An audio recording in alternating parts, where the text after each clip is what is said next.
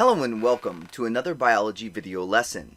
This lesson will introduce biological molecule. Water is a major component of the tissues of living things, on average making about 70% of most of the tissue volume.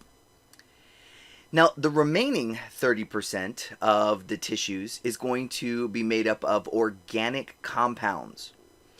And when we hear the word organic, a lot of times we go to the definition that is given in grocery stores, which means that it was produced without hormones or without pesticides, things like that.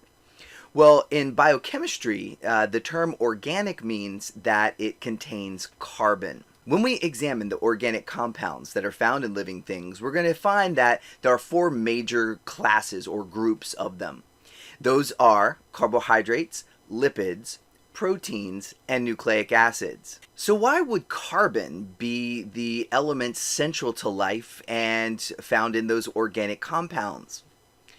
Well, remember that all atoms are most stable when they have a full outer shell of electrons, when their valence shell is full.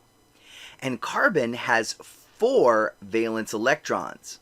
So in order to complete its octet, how many bonds can it form? Yeah, carbon can form 4 bonds to fill its half-filled valence shell. So that's a large number of bonds. And it can do that in a number of ways to make it even more versatile.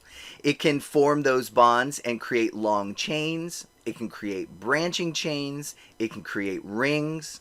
And this allows for it to be a very versatile, and this allows for it to become a very versatile central molecule. Now, hydrocarbons are the simplest organic compounds, and they're only going to contain hydrogen and carbon. A lot of the hydrocarbons you might be familiar with are our carbon-containing fuels, like methane and butane and propane. Now, these simple organic compounds can be further modified to make more complex ones by adding additional elements. Some of those elements are part of what we call functional groups. And the addition of these functional groups changes the chemistry of those molecules. It's kind of like when you're able to add attachments to a tool, like different cleaning attachments to a vacuum, and it changes the way that that vacuum is able to function. So by adding these functional groups, it's going to change the way that the molecule works. Now, each of these organic compounds are oftentimes produced by combining long chains of repeating building blocks. These long chains of repeating building blocks are called polymers. When we break apart that word, poly is a prefix which means many, and mer is a suffix which means parts. So it is a molecule which contains many parts. So think about like a polygon is a shape with lots of sides. And mer as in mermaid, like part woman. And then the other part, of course, is fish. Now, these polymers are going to be made up of small repeating subunits or building blocks. And so we call these building blocks generally a monomer, where mono means single. So there are the single parts of those larger building blocks or polymers. In order to assemble these monomers into longer chains or polymers, a chemical process called dehydration synthesis occurs. Now, that word, dehydration synthesis, seems like a complex one, but really, once again, if we break it down, it kind of makes sense. So you're probably familiar with the term dehydration. When we think of dehydration, what does that mean? Yeah, so dehydration means that we have lost water, we've removed water. And then what does synthesis mean? In order to synthesize something, what is happening? Yeah, when we synthesize things, we are putting things together. So dehydration synthesis simply means we're going to remove water in order to assemble those molecules. So this blue dot represents a series of central chemicals. And on the ends here, we're going to have some of those functional groups. And hanging off of some of those functional groups are going to be some hydrogens and some hydroxyl groups. Now, this monomer has all of its bonds produced. It is a stable molecule, so there's no more room for an additional bond to be produced. Here's a second monomer. So how could we put these things together? Well, we have to free up some bonds. So with the help of some chemical helpers, we're going to remove an H and an OH from those monomers.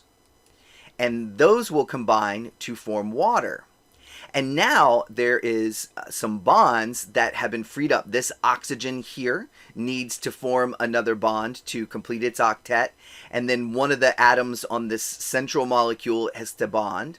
So with that, they're going to be able to go together to form that necessary bond to build that polymer. When we're producing new compounds like building muscles, this is going to be a function of dehydration synthesis. If we remove water in order to assemble the molecules, how might then we break those molecules apart? Of course, we can add water.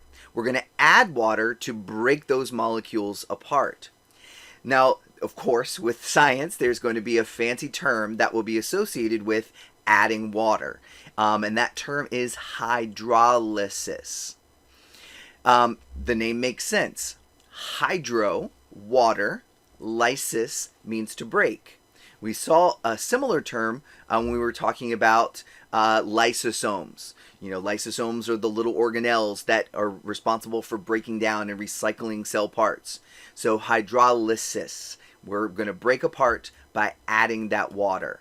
So once again, with the help of digestive helpers, digestive enzymes, the water is going to be able to be returned to those bonds, allowing for them to break into their subunits.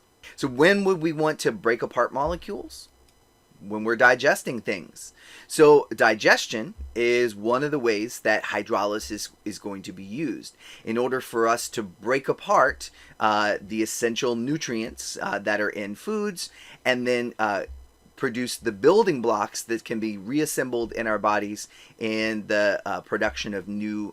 So with each bond that needs to be broken, a molecule of water will be needed. If we had a very small protein, like the one that would be found in the saliva of a Gila monster called tryptase, and this small protein consists of 20 building blocks, 20 amino acids, how many molecules of water would we need in order to break apart that large protein?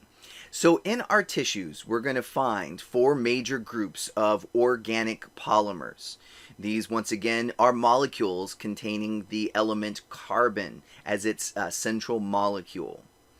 These components, when we consume food, we're going to be able to break the large polymers apart by the process of hydrolysis, and then reassemble those molecules for use in our tissues by the process of dehydration synthesis.